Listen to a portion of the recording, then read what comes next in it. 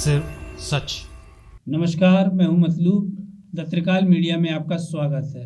विधानसभा चुनाव लगभग मुहाने पर है।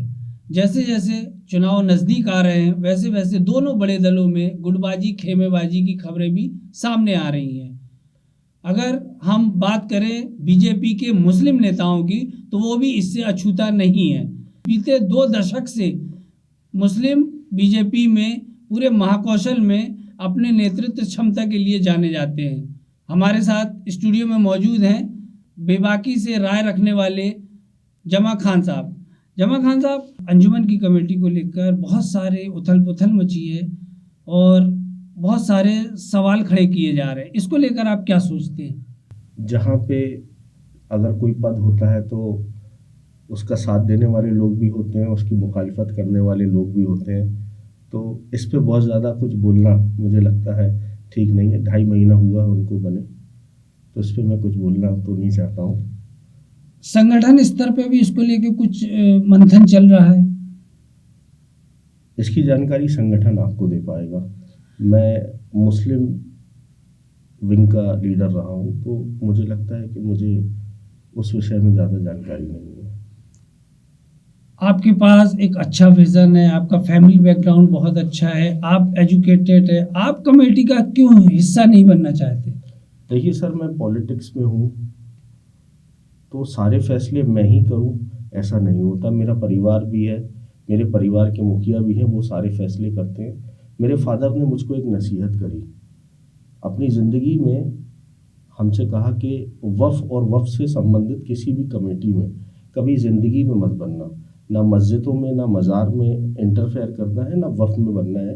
इसका मुख्य रीज़न मेरे फादर ने मुझसे ये कहा कि ये अल्लाह की मिल्कियत होती है, और अल्लाह की मिल्कियत में अगर हम ना चाहते हुए भी कुछ हेर फेर कर दिए, अनजाने में भी हमसे भूल हो गई, तो दुनिया में भी जलील होंगे और आखिरत में भी जलील होंगे। इस डर को लेकर मैं वफ़ की संपत्तियों से हमेशा दूर रहा हूँ, और मैं आपको आश्वस्त कर रहा हूँ कि जबलपुर ही नहीं, मध्य प्रदेश में भी कभी अपनी ज़िंदगी में ना मैं बनूंगा ना मेरी औलादें बनेंगी वफ़ में, क्योंकि ये अल्लाह की संपत्ति है और अल्लाह की संपत्ति से जो है लोगों को डरना चाहिए, और ये डर मेरे अंदर है, इसलिए मैं वफ़ में नहीं बनूंगा कभी अपनी ज़िंदगी में।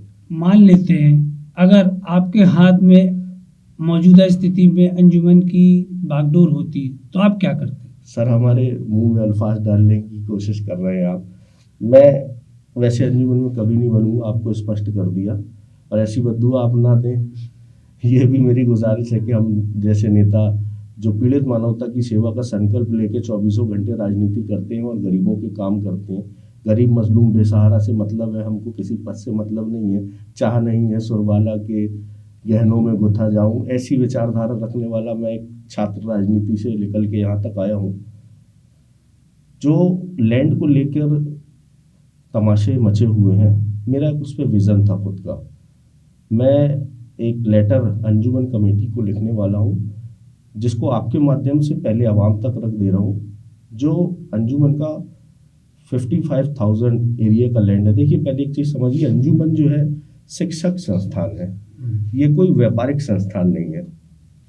और इसका मकसद था अंजुमन को बनाने का लोगों का, कि गरीब मजलूम बेसहारा लोगों की मदद की जाए, लोगों को एजुकेटेड किया जाए, और ख़ासकर अल्पसंख्यक तबके को।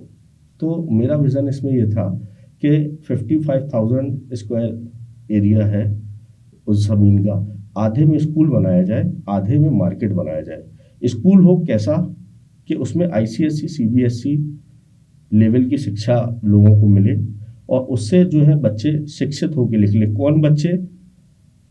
जो बिलो पॉवर्टी लाइन में रहते हैं, चाहे वो किसी भी कम्युनिटी के हों, हिंदू हों, मुसलमान हों, सिख हों, ईसाई हों।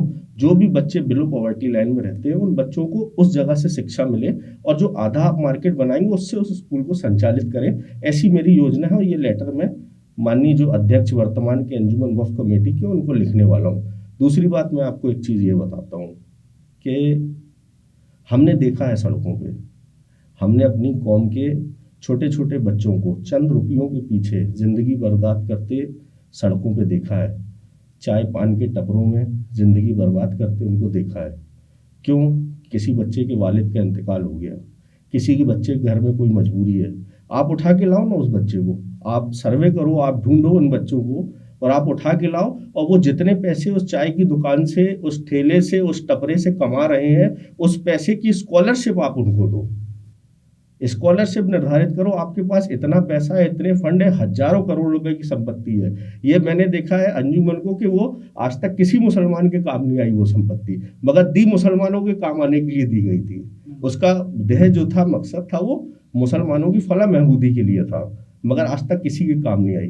क्यों ना हम एक नज़ीर बनाए कि जो कोविड में बच्चे अनाथ हुए हैं, जो बच्चे उससे पहले अनाथ हुए हैं, उन सारे बच्चों को हम पकड़ें, उधर CBSE ICSE की शिक्षा दें, उनको अंजुमन की तरफ से स्कॉलरशिप दें, नए कपड़े दें, उनके परिवार को भी पैसे दें, उनको शिक्षित करें, उनको इंजीनियर बनाए, डॉक्टर बनाए।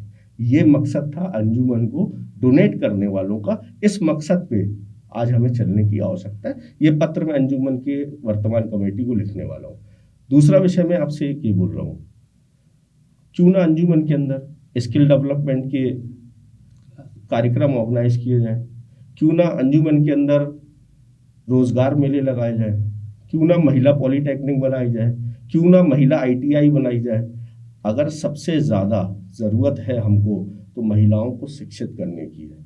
मुसलमानों के यहाँ हमने देखा है कि महिलाओं के अंदर शिक्षा की कमी है, हमें इसके ऊपर काम करने की आवश्यकता है, और मैं इसको पत्र के माध्यम से अंजुमन तक पहुंचाऊंगा भी। और मुझे लगता है कि मैं उस पार्टी का नेता हूं जिस पार्टी के अध्यक्ष बैठे तो मेरे सुझाव पे भी वो सहमत होंगे।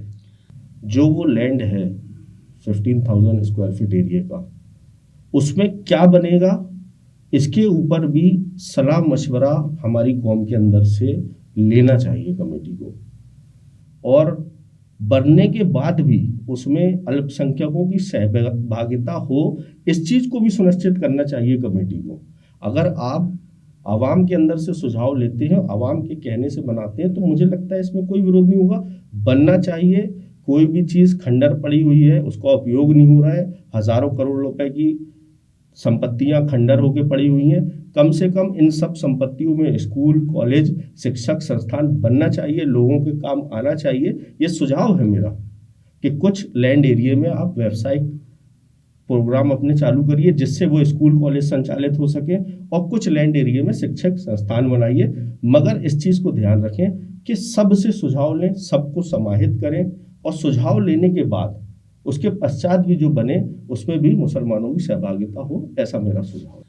तो ये थे जमा खान जो बेबाकी से अपनी बात रख रहे थे उस मुद्दे पर जो बीते एक पखवाड़े से लोगों के बीच चर्चा का विषय बना हुआ है। इन्होंने अपनी बात रखी, शैक्षणिक संस्था है, व्यावसायिक नहीं है, तो अंजुमन में शैक्षणिक कार्यों को लेकर ही आगे बढ़ना चाहिए। सिर्फ सच।